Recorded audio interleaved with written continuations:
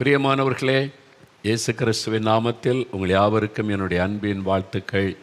எப்படி இருக்கீங்க? சந்தோஷமாக இருக்கீங்களா? சுகமாக இருக்கிறீங்களா? நேற்று தானே பார்த்தோம், நேற்று ஜெபிச்சோம்ல அப்படின்னு நினைக்கிறீங்களா? ஒரு நாளை கடந்து வந்துட்டோம்ல. அந்த தினமும் நம்ம ஆண்டவருக்குள்ளே சந்தோஷமாக இருக்கணும். ஆண்டவர் இயேசு நம்ம கூட இருக்கிறார். பாடு உபத்திரவம் நெருக்க என்பதெல்லாம் வரும். கிறிஸ்தவ வாழ்க்கையில் பாடு உபத்திரவம் எல்லாம் ஒரு பங்கு. அது வழியாக தான் ஆண்டவர் நம்மை நடத்துவார். ஆனால் அதுதான் கிறிஸ்துவ வாழ்க்கையில் ரொம்ப இன்ட்ரெஸ்டிங்காக இருக்கும். நம்ம பாடு உபத்திரவத்தை சந்தித்தால் தான் இயேசு நம்ம கூட சமீபமாக இருக்கிறதை உணர முடியும். அவருடைய அற்புதங்களை நம்ம பார்க்க முடியும். அந்த தினமும் ஒரு ருசிக்கணுமானா இந்த பாடுகள் மத்தியில் நடக்கணும். அது நம்மளை ஒன்று சேதப்படுத்தி விடாது. சும்மா பயமுறுத்தும், நெருக்கத்தை கொண்டு வரும், அவ்வளோதான் நினைக்கும். ஆண்டவர் கைவிட மாட்டார். இயேசு கிறிஸ்து உங்களை நேசிக்கிறார்ல, பிறகு எப்படி உங்களை கைவிடுவார்? நான் உன்னை விட்டு விலக மாட்டேன், கைவிட மாட்டேன்னு வாக்கு கொடுத்துருக்கிறார்ல. அவரை உள்ளத்தில் ஏற்றுக்கொண்டீங்கன்னா உங்களை விட்டு எப்படி அவர் போவார்? உங்கள் கூட தான் இருக்கிறார். நீங்கள் நெருக்கப்படும் போதும் அவரும் நெருக்கப்படுகிறார். நீங்கள் உபத்திரவத்தின் பாதையில் நடக்கும்போது அவரும் அந்த பாதையில் உங்களோடு நடக்கிறார். அதான் பெரிய சந்தோஷம். அதனால் சோர்ந்து போகாதங்க. கர்த்தருக்குள்ள எப்பவுமே சந்தோஷமாக இருங்க. என்ன வந்தாலும் கர்த்தருக்கு ஸ்தோத்திரம், நீ மகிழ்ச்சியாக இருங்க. ஆண்டவர் அற்புதம் செய்து உங்களை நடத்துவார். சரி, இன்றைக்கு நம்ம இயேசு கிறிஸ்துவனுடைய சுபாவங்களை தியானித்து கொண்டே வரோம்ல. நேற்றுக்கு என்னெல்லாம் தியானித்தோம் ஞாபகம் இருக்குதா?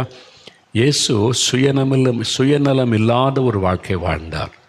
அப்போது அவரை போல நம்ம சுயநலம் இல்லாத ஒரு சுபாவம் உள்ளவர்களாய் வாழ வேண்டும். முக்கியமாக ஊழியம் செய்கிறவங்களுக்குள்ள அந்த சுயநலம் இருக்கவே கூடாது.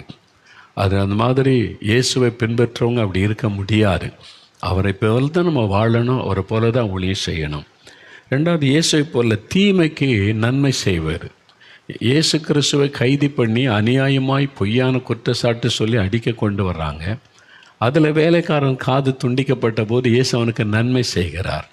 எவ்வளோ கூச்சல் போட்டு வந்திருப்பான். இயேசுவா பிடி அடி, அவரை விட்ட மாட்டேன் அப்படின்னு அவளாம் வந்திருப்பான். காது வெட்டப்பட்டு ஐயோ போச்சே காதுன்னு அழும்போது இயேசு அவனுடைய காதை தொட்டு அற்புதமான சுகம் கொடுக்கிறார். தீமை செய்தவனுக்கு நன்மை செய்கிறார். அதான் இயேசு நம்ம கற்றுக் கொடுக்கிற காரியம். இன்றைக்கி ரெண்டு காரியம் பார்க்க போகிறோம். ஒன்று, இயேசுவனுடைய ஒரு குடும்பம், அவர் குடும்ப பொறுப்பை எப்படி நிறைவேற்றினார் என்று வேதத்தில் பார்க்க முடியும். இயேசுவை போல குடும்ப பொறுப்பை நிறைவேற்றுதல். நம்ம எல்லாருக்குமே குடும்பம் இருக்குதுல்ல, குடும்பம் இருக்குல்ல. அப்பா அம்மா இருக்கிறாங்க, திருமணம் ஆயிட்ட மனைவி, உங்களுடைய பிள்ளைகள் வந்துடுவாங்க. ஒரு ஃபேமிலி, ஒரு குடும்பம் இருக்கிறார். எல்லாருமே குடும்ப உறவுகள் உள்ளவர்கள் தான்.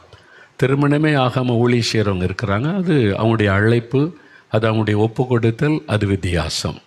மற்றபடி ஊழியத்தில் உள்ளவங்களுக்கும் குடும்பம் இருக்கிறது, மனைவி பிள்ளைகள் இருக்கிறாங்க எல்லாருமே.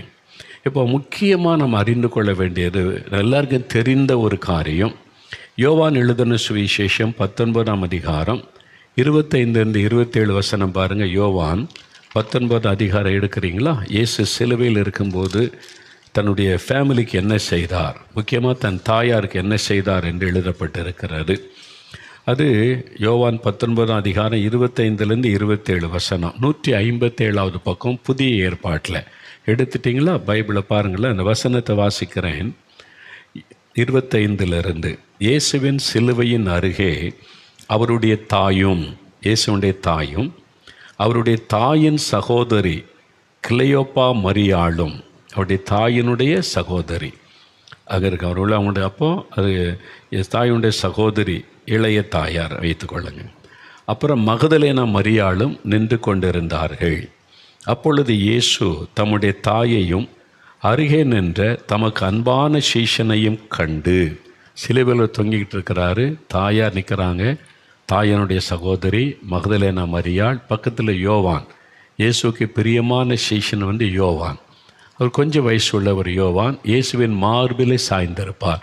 அந்த அளவிற்கு இயேசுவோட ஒரு பிள்ளை போல ஒரு நெருக்கம், தகப்பனை போல அவர் நேசித்து ஒரு நெருக்கம். அந்த மாதிரி ஆண்டவர் மேல் அன்புள்ள ஒரு சீஷன். வேறு யாருமே சிலுவை பக்கத்தில் இல்லை, எல்லாம் தப்பி ஓடிட்டான், பயந்து வரலை, நம்மளை கொன்னுருவாங்கன்னு. யோவான் மட்டும் தாயாரோடு கூட வந்து இயேசுக்கு தாய் பக்கத்தில் நிற்கிறார்.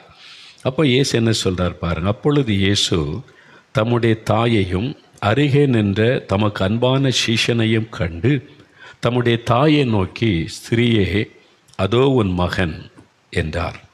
பின்பு அந்த சீஷனை நோக்கி, அதோ உன் தாய் என்றார். அந்நேரம் முதல் அந்த சீஷன் அவளை தன்னிடமாக ஏற்றுக்கொண்டான். சிலுவையின் அருகில் நிற்கும்போது இயேசுடைய தாய், அவருடைய சகோதர சகோதரிலாம் இருந்த மாதிரி தெரியல. ஆனால் இப்போ யோவான் தான் அந்த நம்பிக்கையுடைய ஒரு சீஷன். இயேசு மேல் ரொம்ப அன்புள்ளவர். அந்த அன்பான சீஷனிட தன் தாயை கவனிக்கிற பொறுப்பை ஒப்பு கொடுக்கிறார். நீ அவரை தாயாக எனக்கு பதிலாக நீ கூட இருந்து கவனித்து கொள்ளணும் அப்படின்னு சொல்லி இயேசு ஒப்பு கொடுக்கிறார். யோவானும் அதை மகிழ்ச்சியோடு ஏற்றுக்கொள்கிறார். இதுதான் சிலுவையின் அருகில் நடந்த சம்பவம். இயேசு தன்னுடைய தாயாருக்கு செய்ய வேண்டிய அந்த கடமையை செய்து முடிக்கிறதை பார்க்கிறோம். பொறுப்பு, ஒரு குடும்பம்னா எல்லாருக்குமே அதில் பொறுப்பு இருக்குது. கணவனுக்கும் பொறுப்பு இருக்குது, மனைவிக்கு பொறுப்பு இருக்குது, பிள்ளைகளுக்கு பொறுப்பு இருக்குது. எல்லாரும் அதை நிறைவேற்ற வேண்டும். சரி, இப்போ இயேசு நடந்தபடி நம்ம நடக்கணும். அவருடைய ஃபேமிலி, அவருடைய குடும்பத்தை பாருங்களேன். முதலாவது அவருடைய தாயார், அவருடைய தகப்பனார் யோசேப்பு. அது ஆரம்ப காலத்தில் லூக்கா 1 அதிகாரத்தில் வாசிக்கிறோம். இயேசு குழந்தையை பிறந்தபோது அதை பாதுகாக்க 2 பேரும் பிரயாசப்படுறாங்க.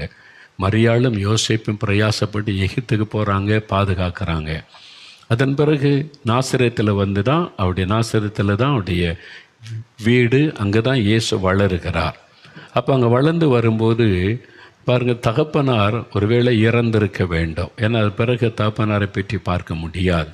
தச்சு தொழில் செய்யக்கூடியவர், தச்சு பட்டறை. இப்போவும் நீங்கள் நேசரத்துக்கு போனீங்கன்னா அவங்க வீடு, இயேசு வாழ்ந்த வீடு இருக்கிறாரு. அவருடைய தகப்பனார் தச்சு பட்டறை வைத்த இந்த இடம் இருக்கிறது, இப்போவும் பார்க்க முடியும். அப்போ இயேசு தன்னுடைய தகப்பனாருக்கு உதவியாக அந்த தச்சு தொழிலை செய்திருக்க வேண்டும். தகப்பனார் தான் தொழில், அப்போ உள்ள தொழில். இப்போ மாதிரி பெரிய ஃபேக்ட்ரி, ஆஃபீஸ் அதெல்லாம் கிடையாது. அந்த காலத்தில் அதுதானே தொழில், தச்சு தொழில். அது மாதிரி இரும்பு தொழில், தங்க தொழில், அது மாதிரி செய்கிறவங்க இருப்பாங்க. அது மாதிரி தொழில் தான். அப்போ இயேசு கிறிஸ்துவும் தச்சு தொழிலை கற்று தகப்பனாருக்கு துணையாக அவர் இருந்து வேலை செய்திருக்கணும். அவர் தான் மூத்த மகன். அதன் பிறகு அவருக்கு சகோதரர்கள் சகோதரிகள் இருந்தார்கள் என்று வேதம் சொல்லுகிறாரு. மத்தேயு 13 அதிகாரம் எடுங்க. பரிசுத்த மத்தேயு எழுதின சுவிசேஷம் 13 அதிகாரம். இயேசு ஊழிய ஆரம்பித்த பிறகு அவர் நாசரேத்துக்கு வருகிறார். நாசரேத்தில் அவர் பேசுகிறத கேட்ட உடனே அவங்களாம் ஆச்சரியப்படுறாங்க. யாருன்னா அந்த நாசரேத்து ஊரில் இருந்த மக்கள். ஏன்னா இயேசு கிறிஸ்து அங்கே தான் வளர்ந்தது, அவங்க கண் முன்னால் வளர்ந்தது. அதனால் அவங்களுக்கு எல்லாருக்குமே இயேசுவை நல்லா தெரியும். சின்ன வயசுலேருந்தே தகப்பனாருக்கு துணையாய் அவர் இருந்து செயல்பட்டது எல்லாமே தெரியும். இப்போ அவர் பேசுகிறார். ஊழியர் 30 வயசில் தான் ஊழியத்துக்கு வருகிறார்.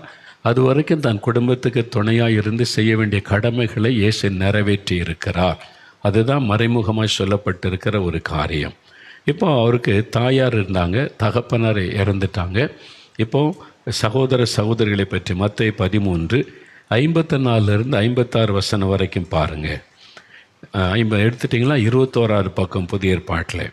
இயேசு தாம் வளர்ந்த ஊரிலே அவர்களுடைய ஜெபாலயத்திலே அவர்களுக்கு உபதேசம் பண்ணினார். அவர்கள் ஆச்சரியப்பட்டு, இவனுக்கு இந்த ஞானமும் பலத்த செய்கையும் எப்படி வந்தது? இவன் தச்சு தொழில் தானே செய்து கொண்டிருந்தான். மரத்தை இழைக்கிறது, அரிக்கிறது, தகப்பனாருக்கு துணையாக தச்சு தொழில் செய்து குடும்பத்தை கவனித்து கொண்டிருந்தான், உதவியாக இருந்தான். இவனுக்கு எப்படி இந்த ஞானம்? பிரசங்கம் பண்ணுறான், அற்புதம் நடக்குது, இந்த ஞானம் எப்படி வந்தது? இவன் தச்சனுடைய குமாரன் அல்லவா? அவங்களே சொல்கிறாங்க, இவன் தச்சனுடைய குமாரன் தானே, நம்ம கண் முன்னால் பார்த்த குடும்பம் தானே சொல்கிறாங்க. இவன் தாய் மரியாள் என்பவள் அல்லவா? தாய் மரியாள், தகப்பன் யோசேப்பு தச்சனுடைய குமாரன் தானே. அது யாக்கோபு, யோசே, சீமோன், யூதா என்பவர்கள் இவனுக்கு சகோதரர் அல்லவா? அப்போ இயேசுவுக்கு அவருக்கு பிறகு 4 சகோதரர்கள், யாக்கோபு, யோசே, சீமோன், யூதா. இது மத்தேயு 14 அதிகாரத்தில் 55 வசனத்தில் இருக்கிறாரு. அப்போ இயேசுக்கு பிறகு அவருக்கு 4 சகோதரர்கள் இருந்தாங்க. இயேசு தான் மூற்றவர், மற்றவங்கெல்லாம் இளையவர்கள். அப்புறம் இவன் சகோதரிகள் எல்லாரும் நம்மிடத்தில் இருக்கிறார்கள் அல்லவா? அப்போது 1க்கு மேற்பட்ட சகோதரிகள். இயேசு கிறிஸ்துவுக்கு 4 சகோதரர்களும் 1க்கும் அதிகமான எத்தனை சகோதரிகள் சொல்லப்படல. சகோதரிகள் எல்லாரும் அப்படின்னா 2 இருந்திருக்கலாம், 3 இருந்திருக்கலாம். சகோதரிகளும் இருந்தாங்க அந்த குடும்பத்தில். ஆனால் இயேசுடைய பாருங்கள், இதெல்லாம் இவனுக்கு எப்படி வந்தது? இவ்வளவு ஞானமாக பேசுகிறானே, இவ்வளோ அருமையாக ஊழியம் செய்கிறானே எப்படி என்று ஆச்சரியப்படுறாங்க. அப்போது இயேசு கிறிஸ்து அவர் பரிசுத்த ஆவியினாலே கன்னி மரியாளின் வயிற்றிலே ஆண்டவரால் உருவாக்கப்பட்டு பிறந்தவர், ஜனிப்பிக்கப்பட்டவர். அது ஆண் துணை இல்லாதபடி அவர் உருவாக்கப்பட்டவர். அதனால தான் அவர் பரிசுத்தமுள்ள தேவன், ஒரு பரிசுத்தமுள்ள ஒரு ஆண்டவர் என்பதாய் அந்த வித்து பாவ வித்து கலக்காதபடி பிறந்து வளர்ந்தவர் தான் இயேசு கிறிஸ்து. அதனால் அதன் பிறகு இயேசு கிறிஸ்து மட்டும்தான் அந்த மாதிரி, அவர் கன்னிக்கு பிறந்தவர். அதன் பிறகு உள்ள சகோதர சகோதரிகளெல்லாம் அப்படி கிடையாது. அதனால் அவருடைய சகோதர சகோதரி ஒரு பெரிய ஃபேமிலி. அப்போ 4 சகோதரர்கள் சகோதரிகள், விதவை தாய், இதெல்லாம் கவனிக்கிற பொறுப்பு இயேசுவின் மேலே வந்திருக்கும். 12 வயசு வரைக்கும் அவர் தகப்பனார் இருந்தார் என்பது வேதத்தில் சொல்லப்பட்டிருக்கிறது, ஆதாரமாய் பார்க்குறோம். பாருங்கள், பரிசுத்த லூக்கா எழுதின சுவிசேஷம் எடுங்க. பரிசுத்த லூக்கா எழுதின சுவிசேஷம் 2ஆம் அதிகாரம் எடுத்துக்கொள்ளுங்க. இயேசுவும் அவருடைய தாய் தகப்பனோட பண்டிகைக்கு எருசலேமுக்கு போனார் என்று எழுதப்பட்டிருக்கிறதை நம்ம பார்க்க முடியும். லூக்கா 2ஆம் அதிகாரத்தில் அப்புறம் 48லேருந்து 51 வசனம் வரைக்கும் வாசித்திங்கன்னா, அவர் 3 நாளாக அவர் கூட்டத்தில், பண்டிகை கூட்டத்தில் காணவில்லை. தாயும் தகப்பனும் தேடுறாங்க, இயேசுவை எங்கே 12 வயசு பையனை காணவில்லை. திருவிழான்னா லட்சக்கணக்கான பேர் எருசலேமில் கூடுவாங்க. இயேசு எருசலேம் தேவாலயத்தில் பெரிய பெரிய ஆட்களோட, மத தலைவர்களோடு உட்கார்ந்து பேசுகிறார். அவருடைய ஞானத்தை கண்டு எல்லாரும் ஆச்சரியப்படுறாங்க. 12 வயசு பையன் வசனத்தை சொல்கிறார், இவ்வளோ ஞானமாக ஆண்டவருடைய காரியத்தை பேசுகிறார் என்று ஆச்சரியப்படுகிறார்கள். பாருங்கள், அப்போ பாருங்கள் 47ஆம் வசனம் பாருங்கள். அவர் பேச கேட்ட யாவரும் அவருடைய புத்தியையும் அவர் சொன்ன மாறுத்தரங்களையும் குறித்து பிரமித்தார்கள். அவங்கெல்லாம் பிரமித்து ஆச்சரியப்பட்டு போனாங்க, எப்படி இவருக்கு இந்த ஞானம். தாய் தகப்பன்மாரும் அவரை கண்டு ஆச்சரியப்பட்டார்கள். யோசேப்பு மரியாள் ஆச்சரியப்பட்டு, இப்பொழுது அவருடைய தாயார் அவரை நோக்கி, மகனே, ஏன் எங்களுக்கு இப்படி செய்தாய்? இதோ உன் தகப்பனும் நானும் விசாரத்தோடு உம்மை தேடினோமே என்றாள். அதற்கு இயேசு, நீங்கள் ஏன் என்னை தேடினீர்கள்? என் பிதாவுக்கு அடுத்தவைகளில் நான் இருக்க வேண்டியதென்று அறியீர்களா என்றார். தங்களுக்கு அவர் சொன்ன வார்த்தையை அவர்கள் உணர்ந்து கொள்ளவில்லை. பின்பு இயேசு அவர்களுடனே கூட போய் நாசரேத்து ஊரில் சேர்ந்து அவர்களுக்கு கீழ்ப்படிந்திருந்தார். அவருடைய தாயார் இந்த சங்கதிகளையெல்லாம் தன் இருதயத்தில் வைத்து கொண்டாள். இயேசுவானவர் ஞானத்திலும் வளத்திலும் தேவ கிருபையிலும் மனுஷர் தயவிலும் அதிகமாய் விருத்தி அடைந்தார். 12 வயசுலேருந்து 30 வயசு வரைக்கும் உள்ளதில் அவ்வளோதான், அதில் வேறு விசேஷங்கள் இல்லை. அவர் அந்த குடும்பத்தில் வளர்ந்தார், ஞானம் உள்ளவராக இருந்தார், தேவ கிருபை மனுஷ தயபற்றி விருத்தி அடைந்தார். அதெல்லாம் தான் சொல்லப்பட்டது. 12 வயசுலேருந்து 30 வயசு வரைக்கும் அவர் நாசரேத்தில் தகப்பன் செய்த தொழிலை செய்து தன்னுடைய தாய் தன்னுடைய சகோதர சகோதரிகளை கவனிக்கிற பொறுப்பு இயேசுவின் மீது வந்தார். அப்போ கடினமாய் அவர் உழைத்து அந்த குடும்பத்தையெல்லாம் பராமரித்து கொண்டு வந்திருக்கணும். இப்போது அவருக்கு 30 வயசுன்னா அவருடைய சகோதரர்கள் எல்லாம் 20-25 வயசை தாண்டி இருப்பாங்க. அவங்களும் சம்பாதிக்க ஆரம்பிச்சிடுறாங்க.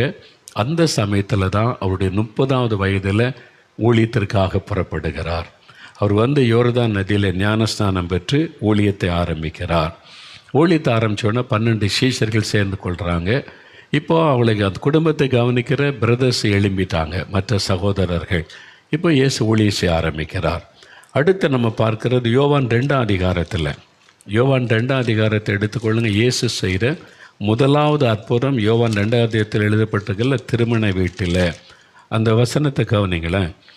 முதல் வசனம், 3ஆம் நாளில் கலிலேயாவில் உள்ள கானா ஊரிலே ஒரு கல்யாணம் நடந்தது. இயேசுவின் தாயும் அங்கே இருந்தாள். இயேசுவும் அவருடைய சீஷரும் அந்த கல்யாணத்திற்கு அழைக்கப்பட்டிருந்தார்கள். நல்லா அதை கவனிக்கணும். இந்த கானா ஊர் நாசரேத்துக்கு பக்கத்தில் தான் இருக்குது. இப்போவும் நாசரேத்துக்கு அதே பெயர் தான், கானா ஊருக்கு அதே பெயர் தான். அது கிராமம். இப்போ பெரிய டவுனாக இருக்குது அந்த இடம்லாம். இப்போ போனீங்கன்னா நாசரேத்துலேருந்து ரொம்ப பக்கம்தான் கானா ஊர். அங்கே ஒரு கல்யாணத்திற்கு இயேசுடைய தாயார் இருக்கிறாங்க. இயேசுவும் சீஷரும் அழைக்கப்பட்டிருந்தாங்க. இதுவரைக்கும் இயேசு ஒரு அற்புதமும் செய்யலை. இதுவரைக்கும் இயேசு கிறிஸ்து பெரிய பிரசங்கெல்லாம் பண்ணலை. அப்போ தான் ஊழியத்தை ஆரம்பித்திருக்கிறார். அப்போ அந்த கல்யாண வீட்டுக்கு வந்தபோது எப்படி அந்த கல்யாண வீட்டார் இயேசுவையும் சீஷரையும் அழைச்சாங்க? அதுக்கு என்ன சொல்லப்படுகிறது? இயேசுடைய தாயார் அங்கே இருந்தாங்கல்ல, அவங்களுடைய உறவினருடைய திருமணம் என்பதாய் நம்பப்படுகிறாரு.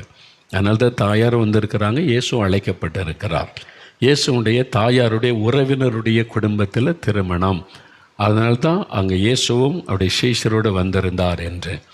திராட்சரசம் இல்லைன்ன உடனே இயேசுடைய தாயாருக்கு மரியாளுக்கு இயேசுவை பற்றி தெரியும். பிறக்க முன்னாலேயே தேவதூதனால் அவரை குறித்து அறிவிக்கப்பட்டிருந்தார். அதனால் இயேசு இதில் ஏதாவது செய்வார் என்று சொன்னாங்க. ஆண்டவர் சொல்கிற, ஸ்திரியே உனக்கும் எனக்கும் என்ன, நீங்கள் என்னை பெற்றெடுத்து வளர்த்து என்னை பாதுகாத்து கொண்டு வந்துட்டீங்க, அது பிதா உங்களுக்கு கொடுத்த பொறுப்பு. ஆனால் இப்போது நீங்கள் சொல்கிறபடி நான் செய்ய முடியாது, பிதா சொல்லணும். இப்போ நான் ஊழியத்துக்கு அர்ப்பணிச்சுட்டேன், அவர் சொல்லுகிறபடி தான் நான் செய்ய முடியும் அப்படின்னு. அப்போ மரியாள் டக்குன்னு விளங்கி கொண்டாங்க. அவங்க ரொம்ப ஞானம் உள்ளவங்க. மரியாள் சின்ன வயசுலேருந்து எல்லாத்தையும் பார்த்துக்கிட்டே இருக்காங்களே, இயேசுவை பற்றி பிறக்கிறதுக்கு முன்னாலே சொல்லப்பட்ட வார்த்தைகள் எல்லாத்தையும் கவனிக்கிறாங்க. அதனால் டக்குன்னு புரிந்து கொண்டு, சரி நான் ஒன்றும் உன்னை கட்டாயப்படுத்த முடியாதுப்பா அப்படின்னு சொல்லிட்டு வேலைக்காரரை கூப்பிட்டு அவர் சொல்கிறபடி செய்யுங்க அப்படின்னு போயிட்டாங்க. அவ்வளோதான், நான் ஒன்றும் செய்ய முடியாது, அவர் மனசு வச்சா தான் ஏதாவது நடக்கும், அவர் சொல்கிறபடி செய்யுங்க. இயேசு அதன் பிறகு பிதாவான இடத்தில் உத்தரவு பெற்று ஒரு அற்புதம் செய்கிறார். அது எழுதப்பட்டிருக்கிறது. அப்போது ஆண்டு சொல்ல, சரிய உனக்கும் எனக்கு என்ன அப்படின்னா, என் ஊழிய காரியத்தில் நீங்கள் தலையிட முடியாது, பிதா சொல்கிறதான் நான் செய்ய முடியும். நீங்கள் என்னை வளர்த்து ஆளாக்கிட்டீங்க, நீங்கள் ஸ்திரீகளுக்குள்ளே ஆசீர்வதிக்கப்பட்டவங்க, பாக்கியவதி, அதெல்லாம் செஞ்சிட்டீங்க. ஆனால் ஊழியன் நீ வந்த பிறகு பிதா எனக்கு சொல்கிறது தான் நான் செய்ய முடியும். அதனால தான் இயேசு அந்த வார்த்தை சொல்லுகிறார். மரியாள் அதை நல்லா புரிந்து கொண்டாங்க. அவங்க ஒரு நல்ல ஆசீர்வதிக்கப்பட்ட ஒரு பெண், தாழ்மை உள்ளவங்க, பரிசுத்தம் உள்ளவங்க. மரியாளுக்காக ஆண்டவரை நம்ம துதிக்கணும், அதை புரிந்து கொண்டார்கள். இப்போ என்ன நடக்குது? மறுபடியும் ஒரு முறை ஃபேமிலி எங்கே வருது பாருங்கள். அப்போஸ்தலர் மத்தேயு எழுதின சுவிசேஷம் 12 அதிகாரம் எடுங்க. மத்தேயு 12 அதிகாரம். மத்தேயு 12 அதிகாரம் எடுத்துட்டிங்களா? மத்தேயு 12 அதிகாரத்தில் இயேசு ஒரு வீட்டில் பிரசங்கம் பண்ணி கொண்டு இருக்கிறார். வீட்டுக்குள்ளே நிறைய கூட்டம், உள்ளே வெளியெல்லாம் எல்லாம் ஜனம் உட்காந்து பிரசங்கம் கேட்டு கொண்டு இருக்கிறாங்க. இயேசு இப்போ ஊழியத்துக்கு போன பிறகு வீட்டுக்கே வர்றதில்லை. அவர் சீஷரோட பிதாவை செஞ்சுக்கிட்டே இருக்கிறார். ஆனால் தன் தாயாரை கவனிக்க அவங்க சகோதரெலாம் எழும்பிட்டாங்க, ஃபேமிலி எழும்பிட்டாங்கல்ல. இப்போ அவங்கள்ட்டெல்லாம் பொறுப்பு கொடுத்துட்டு இயேசு வந்துட்டார். இப்போது இயேசுடைய தாயார் அங்கே வர்றாங்க பார்க்குறக்கு, இயேசுவை பார்க்க. 46வது வசனம் பாருங்கள். மத்தேயு 12:46 வசனம் 19வது பக்கம். மத்தேயு சுவிசேஷம் 12 அதிகாரம் பாருங்கள். இப்படி இயேசு ஜனங்களோடே பேசுகையில் அவருடைய தாயாரும் சகோதரரும் அவரிடத்தில் பேச வேண்டும் என்று வெளியே நின்றார்கள். இயேசுடைய தாய் தன்னுடைய பிள்ளைகள், மற்ற பிள்ளைகளோடு வர்றாங்க.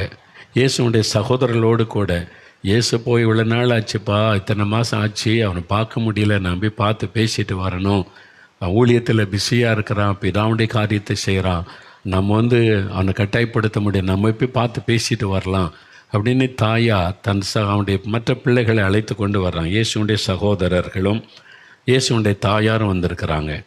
இயேசு வீட்டுக்குள்ளே பேசிக்கொண்டு செய்தி சொல்லி அனுப்புகிறாங்க. அவங்களுடைய தாயாரும் சகோதரர் வந்திருக்கிறாங்க, வெளியே நிற்கிறாங்க. பொதுவாக என்ன நடக்கு? இப்போ அந்த மாதிரி வந்தாக்கி, எங்கள் அம்மா வந்துட்டாங்களா, சகோதரர் வந்துட்டாங்களா அப்படியெல்லாம் பேசுவல, அந்த மாதிரி ஒரு எதிர்பார்ப்பு அவங்களுக்கு இருந்திருக்கும். ஆனால் இயேசு என்ன சொல்கிறாரு? அப்பொழுது ஒருவன் அவரை நோக்கி, உம்முடைய தாயாரும் உம்முடைய சகோதரரும் உம்மோடே பேச வேண்டும் என்று வெளியே நிற்கிறார்கள் என்று இயேசுகிட்ட சொல்லுகிறான். தம்மிடத்தில் இப்படி சொன்னவனுக்கு இயேசு பிரதியுத்தரமாக என்ன சொல்கிறாரு? என் தாயார் யார், என் சகோதரர் யார் என்று கேட்குறார். அவர் கேள்வி கேட்குறார். Who is my mother, who is my brothers அப்படின்னு சொல்லிட்டு ஆண்டவர் சொல்கிறாரு, தம்முடைய கையை தமது சீஷர்களுக்கு நேரே நீட்டுகிறார். சீஷரை பார்த்து சொல்கிறார், நீட்டி, இதோ என் தாயும் என் சகோதரரும் இவர்களே. ஏன் அப்படி சொல்கிறாரு? பரலோகத்தில் இருக்கிற என் பிதாவின் சித்தத்தின்படி செய்கிறவன் எவனோ அவனே எனக்கு சகோதரனும் சகோதரியும் தாயுமாய் இருக்கிறான் என்றார். ஒரு சத்தியத்தை சொல்லுவதற்கு, அதாவது ஆண்டவர் மக்களுடைய மனதில் ஆழமான சத்தியத்தை பதிய பண்ணுவதற்கு சொல்கிறாரு. யார் என் சகோதரன், யார் தாயினும் எல்லாம் ஒரு மாதிரி பார்த்துருப்பான். என்ன எப்படி சொல்கிறார் இயேசுன்னு உடனே, என் பிதாவின் சித்தத்தை யார் செய்கிறாங்களோ அவங்க தான் எனக்கு தாய், சகோதரர், சகோதரி எல்லாமே அப்படின்னு ஒரு வார்த்தை சொல்லுகிறார். அப்போ இயேசு அவங்கள பார்க்காம இருந்துட்டானா? இல்லை. பிரசங்கம் முடிஞ்ச பிறகு தன் தாய் சகோதரரை அழைத்து ஆண்டவர்கிட்ட பேசி அவங்க என்ன வந்தாங்களோ அந்த காரியத்தில் பேசிட்டு தான் அவங்க போயிருப்பாங்க, தாயும் சகோதரர்களும். இயேசு அவங்கள பார்க்கவே இல்லை, அனுப்பி விட்டாரெல்லாம் பைபிளில் கிடையாது. ஒரு சத்தியத்தை மக்களுக்கு சொல்ல வச்சுட்டு தன் தாய் சகோதரனை அழைத்து அவர் பேசி இருக்க வேண்டும். ஏன்னா அதுதான் இயேசு செய்திருப்பார், சந்தேகம் இல்லை. என்னால் தன்னுடைய குடும்பத்திற்கு செய்ய வேண்டிய சில பொறுப்புகளை சிலுவையில் தொங்கும்போது கூட நிறைவேற்றுகிறாரே என்பதை நம்ம பார்க்க வேண்டும். அப்போது ஏன் ஆண்டவர் இப்படி சொல்லுகிறார் அப்படின்னா, இன்றைக்கு என்ன நிலைமை, இன்றைக்கி நம்ம சில ஒரு போதனை இருக்கிற முக்கியமாக ஊழியக்காரங்களுக்கு முதல்ல ஆண்டவரை தான் நேசிக்கணும், அவர் தான் முதலிடம். ரெண்டாவது உங்கள் குடும்பம், உங்கள் ஃபேமிலி, மனைவி, பிள்ளைகள் இதை கவனிக்கணும். மூணாவது தான் ஊழியம் என்பதான ஒரு போதனை சொல்லப்பட்டு ஒருவர் தன்னுடைய அவருக்கு ஆண்டவர் சொன்ன ஒரு காரியம்னு சொல்லிட்டார். எல்லோரும் அதை ஃபாலோ பண்ணி முதல்ல ஆண்டவரை நேசிக்கிறேன், விசுவாசிக்கிறேன், ரெண்டாவது என் குடும்பம், மூணாவது தான் ஊழியம். அதனால் குடும்பத்துக்கு என்னென்ன வேணுமோ அதெல்லாம் செய்வது. ஆண்டவருடைய ஊழியத்தை விட்டுட்டோம். ஆனால் என்னால் அதை ஏற்றுக்கொள்ள முடியல. நான் அறிந்த அளவில் ஆண்டவரையும் ஊழியத்தையும் பிரிக்கவே முடியாது. நான் ஊழியத்துக்கு அழைக்கப்பட்டேன்னா இருக்குது, கர்த்தர் அவருடைய ஊழியத்தை செய்ய தான் அழைக்கப்பட்டிருக்கிறேன். முதல்ல குடும்பம், ரெண்டாவது தான் ஊழியம், அப்படி கிடையாது. வேதத்தில் இயேசுடைய போதனை அப்படி கிடையாது. அதனால் தயவுசெய்து ஊழியக்காரங்க முழு நேர ஊழியத்துக்கு வந்துட்டா கர்த்தரும் அவருடைய ஊழியமும் ரெண்டையும் பிரிக்க முடியாது. கர்த்தருக்கு எதுக்கு நீங்கள் ஊழியக்காரனா? நீங்கள் கர்த்தரை சந்தோஷப்படுத்த, அவரை உங்கள் குடும்பத்தை மகிழ்ச்சியாக வைத்துக்கொள்வதற்கு மட்டுமா? குடும்பத்தை கவனிக்கணும், அது அடுத்த லெவலில் தான் வைக்கணும். எப்படி நான் சொல்கிறேன்னா, வேதத்தில் பாருங்கள், லூக்கா 14ஆம் அதிகாரம் எடுங்க. இயேசு சொல்கிற போதனை, லூக்கா எழுதின சுவிசேஷம் 14ஆம் அதிகாரத்தை எடுங்க. லூக்கா 14 25லேருந்து 27 வரைக்கும் இயேசு என்ன சொல்கிறாருன்னு கவனிங்க. லூக்கா 14ஆம் அதிகாரம் 25லிருந்து 27 வரை எடுத்துட்டிங்களா? 105வது பக்கம் பாருங்கள். பின்பு அநேக ஜனங்கள் இயேசுவோடு கூட பிரயாணமாய் போகையில் இயேசு அவர்களிடமாக திரும்பி பார்த்து, யாதொருவன் என்னிடத்தில் வந்து தன் தகப்பனையும் தாயையும் மனைவியையும் பிள்ளைகளையும் சகோதரரையும் சகோதரிகளையும் தன் ஜீவனையும் வெறுக்காவிட்டால் எனக்கு சீஷனாக இருக்க மாட்டான். கடினமான உபதேசம் தானே இது. இயேசுவை பின்பற்றுவது சாதாரண விஷயம் கிடையாது. ஒரு விசுவாசியாக இருக்கலாம், அவ்வளோதான். சீஷனாக மாறிட்டா அது கடினமான ஒரு காரியம்தான். ஆனால் அது பெரிய பாக்கியம் இருக்குது. நீங்கள் சீஷன் ஆகிட்டா இயேசுவே இதை செய்யுங்கன்னு ஒரு வார்த்தை சொல்லுங்கள், அற்புதம் நடந்துடும். Just one word is enough to do a miracle for you. ஆண்டவர் உடனே என் சீஷி கேட்டுட்டா உடனே அற்புதம் செய்வார். ஆனால் அந்த சீஷன்ற நிலைமைக்கு வரணுமானா விலைக்கரையும் கொடுக்கணும்.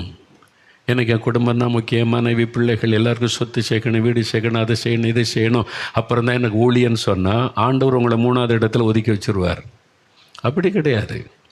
வசனம் என்ன சொல்லுது, இயேசு என்ன சொல்கிறான்னு கவனிங்க. தன்னுடைய தாயையாவது மனைவியை தகப்பனையாவது மனைவியாவது பிள்ளைகளையாவது சகோதரனை சகோதரியாவது வெறுக்காவிட்டால் அதுக்கு அர்த்தம் அவங்கள வெறுத்து வீட்டை விட அனுப்பணும் என்பது அல்ல. அப்படி அர்த்தம் கிடையாது. ஆண்டவர் இன்னொரு இடத்துல தான் விளக்க, என்னிலும் அதிகமாய் நேசிக்கிறவன். அப்போ இயேசுக்கு தான் முதலிடம், அவருடைய ஊழியத்துக்கு தான் முதலிடம். அதற்கு பிறகு தான் குடும்பம், அதற்கு பிறகு தான் குடும்பத்தையும் கவனிக்கணும். உண்மைதான். அதுக்காக குடும்பம்னு சொல்லி இன்றைக்கி ஊழியத்தை மறந்து தேவனை துக்கப்படுத்தி கொண்டு வேறு குடும்பத்துக்கு பின்னாலேயே ஓடிக்கொண்டிருக்கிற நிறைய பேர். அதனால தான் இன்றைக்கி நிறைய ஊழியங்கள் எல்லாம் முடங்கி கிடக்கிறது, வளர மாட்டேங்குது. வசனத்தின்படி இல்லாத நம்முடைய லைஃப் வசனத்தின்படி இல்லாட்டா ஊழியம் முடங்கிவிடும். தேவனுடைய கிரியைகள் வெளிப்படாது, அற்புதங்கள் வெளிப்படாது. அதனால தான் சும்மா ஊழியம், வல்லமில்லாத ஊழியம். ஆராதனை நடக்கும், பாட்டு இருக்கும், துதி இருக்கும், டான்ஸ் இருக்கும், அங்கே அற்புதம் இல்லையே. அற்புதம் நடக்க மாட்டேங்குதே. குருடர் பார்வையடைய மாட்டேங்கிறாங்க, சப்பானி நடக்க மாட்டேங்கிறாங்க. அப்போஸ்தலர் நடவடிக்கைகளில் இதெல்லாம் இருந்துச்சா? இப்போ எங்கே சபையில் அதை காணோம்? யோசிங்க. ஏன் இன்றைக்கி அதெல்லாம் இல்லை? சில சபையில் தான் இருக்குது. ஏன்னா அவங்களுடைய கமிட்மெண்ட், அவங்களுடைய ஒப்பு கொடுத்தல், அவங்க ஆண்டவருக்கும் ஊழியத்துக்கு முதலிடம் கொடுக்குறனால ஆண்டவர் சொல்கிறார்ல. அப்போது நீங்கள் முதல் இடம் ஆண்டவருக்கு தான் கொடுக்கணும். என்னுடைய மனைவி பிள்ளைகள் அவங்களாம் ரெண்டாவது இல்லை. ரெண்டாவது முதல்ல கர்த்தர் அவருடைய ஊழியம், அதுக்கு இடம்லாம் யாருக்கும் இடம் கிடையாது. மனைவிக்கு இடம் கிடையாது, பிள்ளைகளுக்கு இடம் கிடையாது. முதல்ல கர்த்தருடைய ஊழியம், அதன் பிறகு தான் ஃபேமிலி, குடும்பத்துக்குள்ளே வரணும். அது அவங்க அந்த ஊழியம் செய்கிறவங்களுக்கு குடும்பத்தையும் கவனிக்கணும். அதுக்காக குடும்பத்தை விட்டுட்டு போன்னு சொல்ல. இயேசு தன் தாயார் சகோதரர் பார்க்க வந்தபோது அவன் அன்பாக பேசி தான் அனுப்பியிருப்பார். சிலுவையில் அவர் மரிக்கும் போது தாய்க்கு செய்ய வேண்டிய கடமை செய்கிறார், பொறுப்பை நிறைவேற்றணும். இப்போ நான் ஊழியத்துக்கு அழைக்கப்பட்டேன். என்னுடைய தாயாரை ரொம்ப நேசிப்பேன், ரொம்ப அன்பாக இருப்பேன் தாயார் மேலே. நான் ஊழியத்துக்கு வந்த பிறகும் என் தாய், எனக்கு என்ன அற்புதம் ஊழியத்தில் நடந்தாலும் முதல்ல என் தாய்கிட்ட தான் சொல்லுவேன். நான் அவங்களோட தான் பேசுவேன். ஆண்டவர் இன்னைக்கு இப்படி செய்தார், அப்படி செய்தார், அதெல்லாம் கேட்பாங்க. எனக்கு அவங்களோட தான் ரொம்ப ஒரு ஐக்கியம், ஃபெலோஷிப். ஆனால் ஊழியத்துக்கு நீ வந்த பிறகு நிறைய மாற்றங்களை கர்த்தர் உண்டாக்கினார். அதனால் என் தாயை நான் மறந்துடல. மாதத்துக்கு ஒரு முறை நான் போவேன். என்னுடைய பண்ணை வீட்டில் 5 வருஷம் இருந்தோம். அப்புறம் ஊழியத்தை நிமித்தம் நாங்கள் ஊழிய கேம்பஸுக்குள்ளே வந்துட்டோம். மாதத்தில் ஒரு நாள் கட்டாயம் நான் போய் நேரில் போய் எங்கள் அம்மா பார்த்து வீட்டில் அவங்களெல்லாம் விசாரிச்சுட்டு, தம்பி குடும்பத்தோடு இருந்தாங்க, போய் விசாரித்து பார்த்துட்டு என்ன உதவி வேணும், என்ன ஹெல்ப் வேணும் எல்லாம் என் தாயாருக்கு செய்து விட்டு வருவேன். நான் வெளிநாடு போனால் பார்க்கணும்பாங்க, நான் பார்த்துட்டு போவேன். வந்த உடனே தேடுவாங்க. வந்த உடனே போய் அவங்கள பார்த்துட்டு, அது நேரில் போய் பார்க்குறது, பேசுகிறது அவங்களுக்கு சந்தோஷம், அவ்வளோதான். அது மாதிரி செய்ய வேண்டிய பொறுப்பு இருக்கிறது. உங்களுடைய குடும்பம், மனைவி பிள்ளைகள்னால் மனைவி பிள்ளைகளை கவனிக்கிற பொறுப்பு இருக்கிறது. ஊழியமும் பாதிக்கப்படக்கூடாது, ஊழியத்துக்கு தான் முதலிடம். அதே சமயத்தில் மனைவி பிள்ளைகள் பாதிக்கப்பட இடம் கொடுக்கக்கூடாது. அப்போ அவங்களுக்கு ஊழியத்தின் மேலே வெறுப்பே வந்துடும். அதுக்கும் இடம் இல்லாமல் ஞானமாக நடக்க வேண்டும். அப்போது ஃபேமிலி அதை கவனிக்கிறது ரொம்ப முக்கியம். என்னுடைய தாயாருடைய கடைசி காலம் வந்தப்போ படுக்கையில் ஆயிட்டாங்க. கிட்டத்தட்ட 3-4 மாதம் பேசுவாங்க, எல்லோரும் பண்ணுவாங்க. ஆனால் படுக்கையில் கடைசி டைம் ஆண்டவர்கிட்ட போகிறதுக்கு ஆயத்தப்பட்டு கொண்டு இருந்தாங்க. அப்போ என்னுடைய தம்பி வீட்டில் இருந்தாங்க, தம்பி மனைவி இருக்காங்க. என்னுடைய மனைவி என்னுடைய தாயாருக்கு ரொம்ப பிடிக்கும். அவங்கள தான், என் மனைவியை தான் ரொம்ப தேடுவாங்க. அதனால் என் மனைவியே சொன்னாள், நான் பார்த்துக்கிறேன். நான் ஊழியத்துக்கு அதன் பிறகு என் மனைவி என்னோட வரல. 4 மாதம் என் கூட வெளி ஊழியத்துக்கு வரவே இல்லை. நான் பார்த்துக்கிறேன் அம்மாவை, அதனால் நான் தினம் போய் பார்க்கணும், என்னை தேடுவாங்கன்னு சொல்லி தினமும் என் மனைவி போயிடுவாங்க. தினமும் எங்கள் வீட்டிலேருந்து போய் அவங்களோட பல மணி நேரம் ஸ்பெண்ட் பண்ணி, பாட்டு பாடி, ஜெபம் பண்ணி, ஸ்தோத்திரம் பண்ணி, சந்தோஷமாக அதை கவனித்து கொள்ளுகிற பாக்கியத்தை கர்த்தர் எங்களுக்கு கொடுத்தார். அதுக்காக ஆண்டவரை துதிக்கிறேன். அது மாதிரி சந்தோஷமாக அவங்க தன்னுடைய ஓட்டத்தை முடிக்க உதவி செய்ய கர்த்தர் கிருபை கொடுத்தார். ஒரு மன வருத்தத்தோட, கசப்போட பெற்றோர் மறிக்க விட்டுறக்கூடாது. நம்மளை கவனிக்கவே இல்லை, நம்மளை சட்டை பண்ணவே இல்லை, என்ன அப்படின்ற மாதிரி நடந்து கொள்ளக்கூடாது. அவங்கள நேசிக்கணும், கவனிக்கணும், அவங்களை செய்ய வேண்டிய பொறுப்பு. பாருங்கள், இயேசு சிலுவையில் மறிக்கிற சமயத்தில் கூட தாயாரை பொறுப்பான ஒரு சீஷன்கிட்ட, நேசிக்கிற சீஷன்கிட்ட ஒப்பு கொடுத்தார். அது மாதிரி உங்களுடைய பிள்ளைகள் காரியத்தில் கவனம். சிலர் குடும்பத்தில் பிள்ளைகளுக்கு 30 வயசு ஆயிரம், திருமணத்துக்கான முயற்சியே எடுக்க மாட்டாங்க. அது பாவம். திருமண வயசில் பிள்ளைகளுக்கு திருமணம் செய்து வைக்க வேண்டியது ஊழியருடைய பொறுப்பு. அதுக்காக ஜெபிக்கணும், பிரயாசப்படணும், வாய்க்கை செய்கிறது கர்த்தர். நாம் செய்ய வேண்டிய கடமை செய்யணும். பிள்ளைகளை படிக்க வைக்கிற காரியத்தில் படிக்க வைக்கணும். அதெல்லாம் நான் ஊழியத்தில் இருக்கேன், அதெல்லாம் கர்த்தர் பார்த்துக்குவார், கர்த்தர் நடத்துவார், கர்த்தர் உங்களுக்கு சாப்பாடு கொடுப்பார் அப்படின்னு சொல்லிட முடியாது. எனக்கு ஒரு ஊழியக்காரர் தெரியும். அவர் பாருங்கள், மனைவி பிள்ளைகள், அவர் கிராம ஊழியம் செய்கிறவர் தான். சாப்பாட்டுக்கு கஷ்டம். இவர் என்ன பண்ணுவார்னா, எனக்கு இல்லைங்க, நான் கர்த்தரை விசுவாசிக்கணும், விசுவாசிக்க பழகுன்னுவார். இவர் வெளியே ஒழித்து போகிறா, அங்கங்கே சாப்பாடு கொண்டு சாப்பிட்டு வந்துடுவார். மனைவி பிள்ளைகள் பட்டினியாக இருப்பாங்க. அவங்க கேட்டால் நீ விசுவாசிக்கணும் அப்படின்னு சொல்லுவார். நான் சொன்னேன், தப்பு.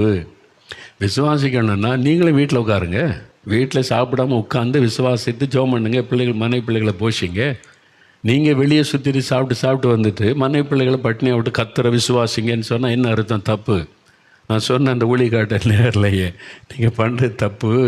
அப்படின்னா நீங்களும் வீட்டில் உட்காருங்க, சாப்பாடு கொடுக்க வரைக்கும் நாங்கள் ஜெபிப்பாண்டர் உண்மை விசுவாசிக்கிறேன்னு சொல்லுங்கள்.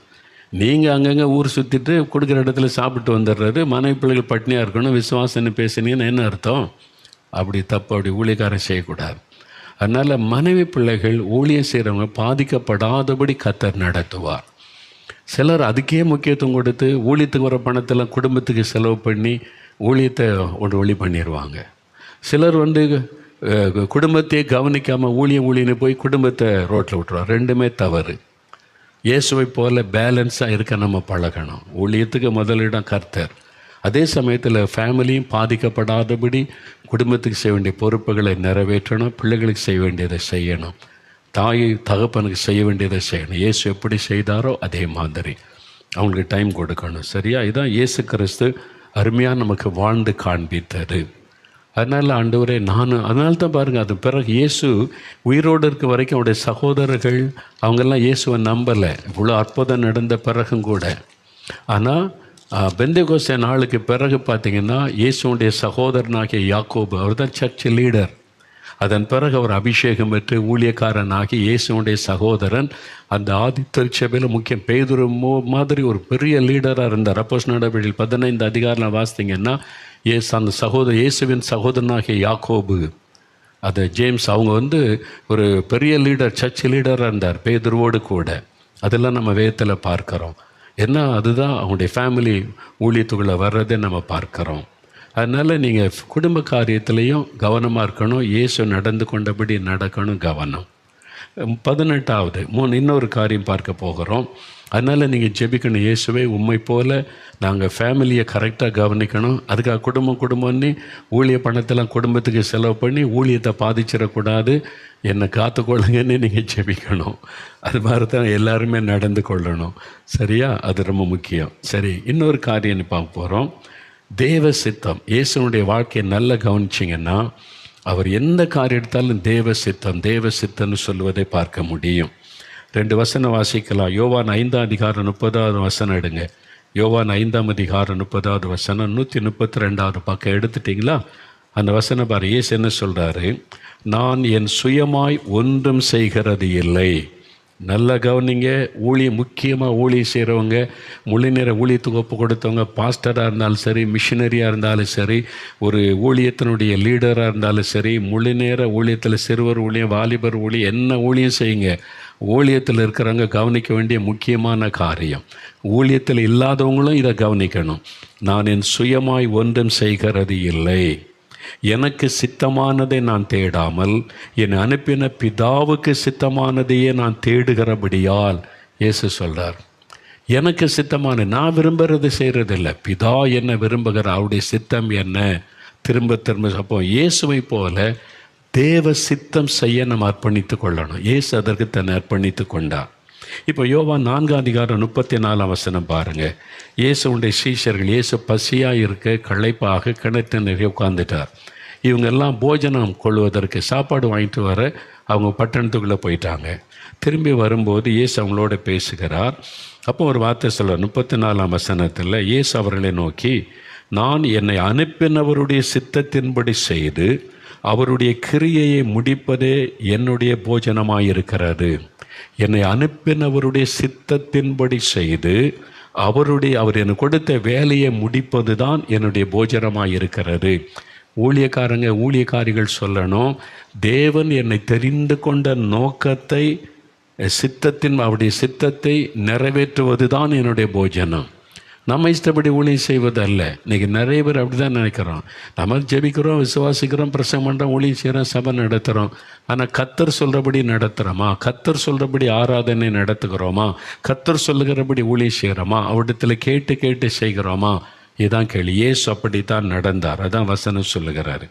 யோவான் 8 அதிகாரம் எடுங்க. யோவான் எழுதின சுவிசேஷம் 8 அதிகாரத்தில் 28, 29 வசனம் பாருங்கள். ரொம்ப அருமையான அந்த வசனம். இதெல்லாம் வைத்து நம்ம ஜெபிக்கணும். இந்த வசனத்தெல்லாம் வைத்து ஜெபம் பண்ணுவேன். ஆண்டவரே, நீங்கள் இப்படி தான் ஊழியம் செஞ்சுருக்கிறீங்க, நான் அப்படி தான் நடக்கணும், அப்படி தான் செய்யணும், கிருபை தாங்கன்னு சொல்லி. இப்போ யோவான் 8 அதிகாரம் 28, 29 பாருங்கள். இயேசுனாகையால் இயேசு அவர்களை நோக்கி, நீங்கள் மனுஷகுமாரனை உயர்த்தின பின்பு நானே அவர் என்றும், நான் என் சுயமாக ஒன்றும் செய்யாமல் என் பிதா எனக்கு போதித்தபடியே இவைகளை சொன்னேன் என்றும் அறிவீர்கள். என்னை அனுப்பினவர் என்னுடனே கூட இருக்கிறார். பிதாவுக்கு பிரியமானவைகளை நான் எப்பொழுதும் செய்கிறபடியால் அவர் என்னை தனியே இருக்க விடவில்லை. இந்த வசனம் எனக்கு ரொம்ப பிடிக்கும். நான் எப்பொழுதும் பிதாவுக்கு பிரியமானதை செய்கிறபடியால் அவர் என்னை தனியே இருக்க விடவில்லை. நான் அப்படி தான் ஜெபிக்கிறேன். ஆண்டவரே, நான் எப்பொழுதும் பிதாவுக்கு பிரியமானதை செய்யணும், என் விருப்பத்தை நிறைவேற்றிடணும், நான் விரும்புகிறபடி ஊழியம் செய்யணும், மக்கள் விரும்புகிறபடி ஊழியம் செய்யணும், மற்றவர்கள் அட்ராக்ட் பண்ணுற மாதிரி ஊழியம் செய்யணும், இந்த எண்ணம் எனக்கு வந்துடக்கூடாது. நீங்கள் என்ன சொல்கிறீங்களோ பரலோகத்திலேருந்து அதை மாத்திரம் நான் செய்யணும். அப்போ தான் நீங்கள் எப்போவுமே என் கூடவே இருப்பீங்க. எனக்கு இந்த கிருபை தாருன்னு நான் அடிக்கடி ஜெபம் செய்வேன். நீங்கள் செய்கிற ஊழியம் ஆண்டவர்கிட்ட கேட்டு செய்கிறீங்களா?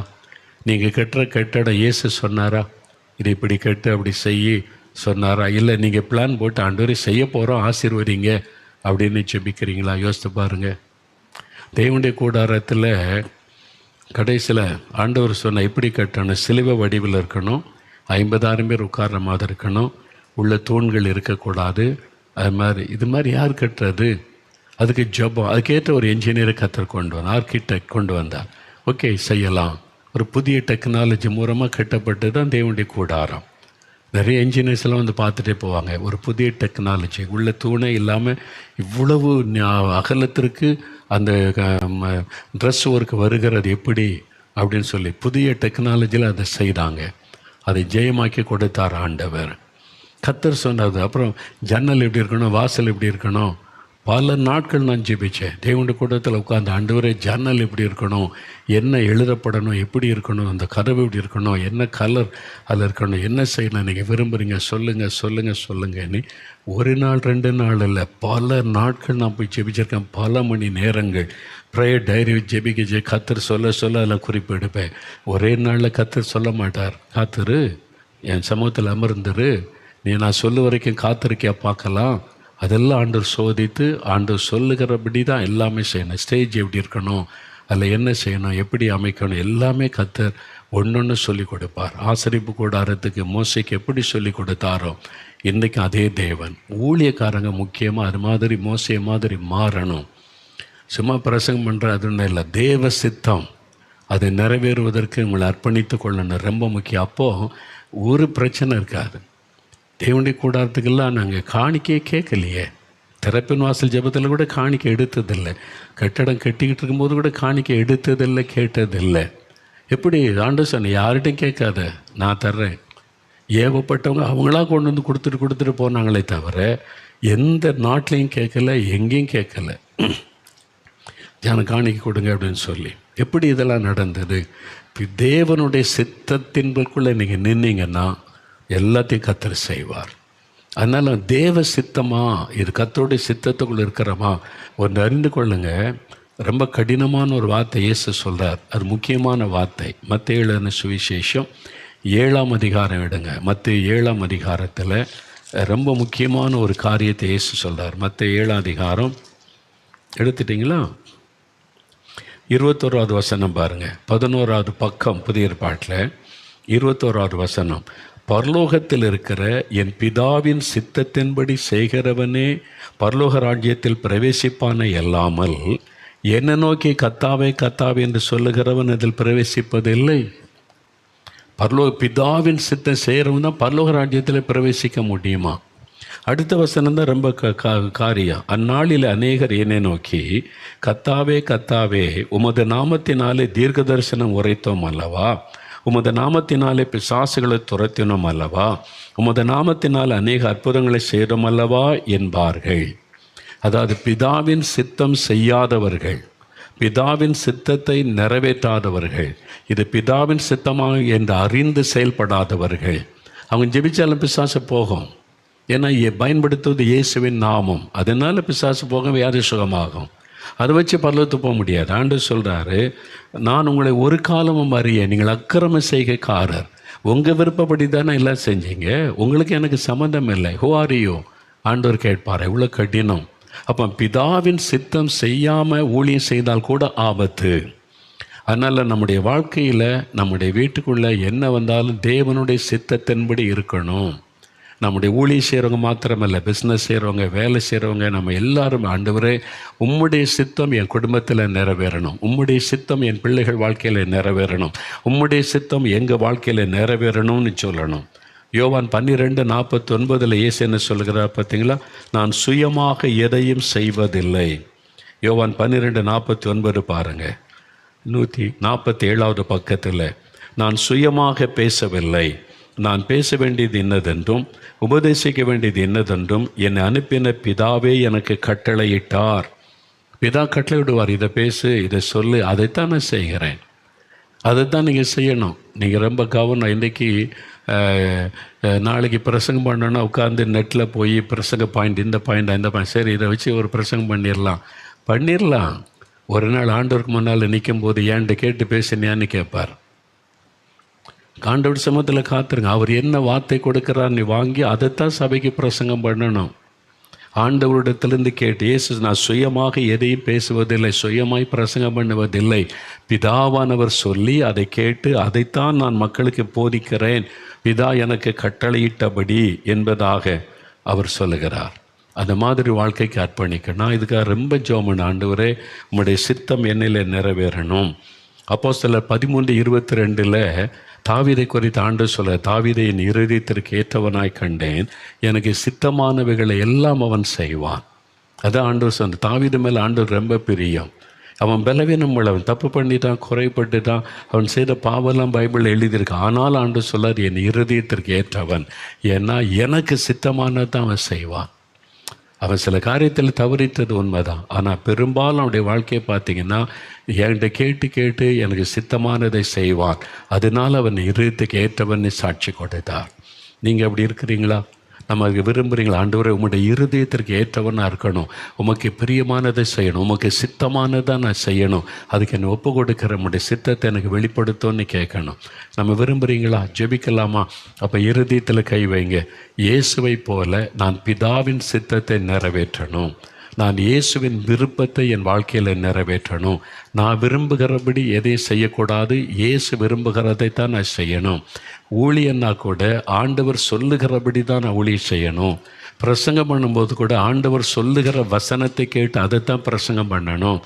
ஏன் இஷ்டப்படி நான் செய்யக்கூடாது. ஆண்டவரே என்னை மன்னியும், எனக்கு நீர் போதியும், எனக்கு சொல்லும், தெய்வ சித்தத்தை வெளிப்படுத்தும், உம்முடைய இருதயத்திற்கு ஏற்றவனாய் மாற்றம். ஜெபிக்கிறீங்களா? கரமைத்து ஜெபிங்க. அப்படியே ஆண்டவர்கிட்ட சொல்லுங்கள், ஆண்டவரே பிதாவின் சித்தத்தை நிறைவேற்றுகிற இருதயத்தை எனக்கு தாரும். நீர் எப்படி பிதாவின் சித்தத்தை நிறைவேற்றினீரோ சுயமாக எதையும் செய்யவும் இல்லை, பேசவும் இல்லை. நானும் அப்படிப்பட்ட ஒரு வாழ்க்கை வாழ, அப்படிப்பட்ட ஊழிய செய்ய என்னை ஒப்பு கொடுக்கிறேன். சுயமாக பேசக்கூடாது, சுயமாய் செய்யக்கூடாது. நீர் சொல்லுகிறதை மாத்திரம், உம்முடைய சித்தத்தை மாத்திரம் நிறைவேற்ற என்னை ஒப்பு கொடுக்கிறேன், என்னை அர்ப்பணிக்கிறேன். அதற்கு எனக்கு கிருபை தாரும். ஆண்டவரே என்னுடைய பிள்ளைகள் காரியத்தில், பிஸ்னஸ் காரியத்தில், வேலை காரியத்தில், ஊழியத்தில், எந்த காரியத்தில் உலக மக்களைப் போல் நடந்து கொள்ளக்கூடாது. பிதாவின் சித்தத்தை மாத்திரம் நிறைவேற்ற என்னை ஒப்பு கொடுக்கிறேன். நான் எங்கேயாவது தவறு செய்திருந்தால் என்னை மன்னியும். உம்முடைய சித்தத்துக்கு மாறான காரியத்தை செய்தால் என்னை தடுத்து ஆட்கொள்ளும். உமக்கு சித்தமில்லாததை செய்து விடாதபடி என்னை காத்துக்கொள்ளும். அதற்காக ஒப்பு கொடுக்கிறேன். ஆண்டவரே ஜெபிக்கிற ஒவ்வொரு பிள்ளைகளுக்கும் அந்த கிருபையை தந்து ஆசீர்வதியும். இயேசுவின் நாமத்தில் ஜெபிக்கிறோம் பிதாவே. ஆமேன், ஆமேன். என் ஆத்துமாவே கர்த்தரை சோஸ்திரி, என் முழு உள்ளமே அவருடைய பரிசுத்தமுள்ள நாமத்தை சோஸ்திரி. என் ஆத்துமாவே கர்த்தரை சோஸ்திரி, அவர் செய்த சகல உபகாரங்களை மறவாதே. ஆமேன், ஆமேன். நாளை தினம் காலையில் குடும்ப ஆசீர்வாத நேரம்.